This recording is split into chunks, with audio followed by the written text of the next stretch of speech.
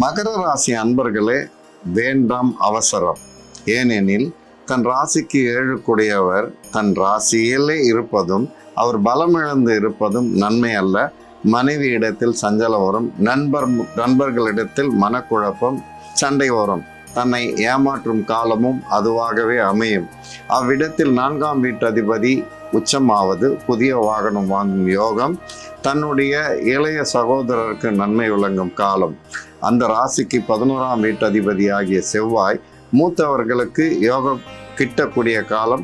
சொத்து பிரச்சனை இருப்பின் மூத்தவர்களால் அது சாந்தியாகும், சரியாகும். கோர்ட்டு கேஸுன்னு செல்ல வேண்டிய அவசியமில்லை.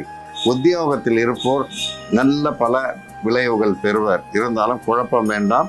இன்றைய நாள் ராசிக்கு 10ஆம் வீட்டு அதிபதி தன் ராசியில் இருப்பதும் லாபாதிபதி அங்கு விளங்குவதும் அவ்விடத்தை குரு பகவான் பார்ப்பதும் நல்ல விஷயமே. குரு பகவானுடைய பார்வை ராசிக்கு 12ஆம் இடத்தில் விழும். அதற்கு பிறகு தனஸ்தானத்தில் பதியும்.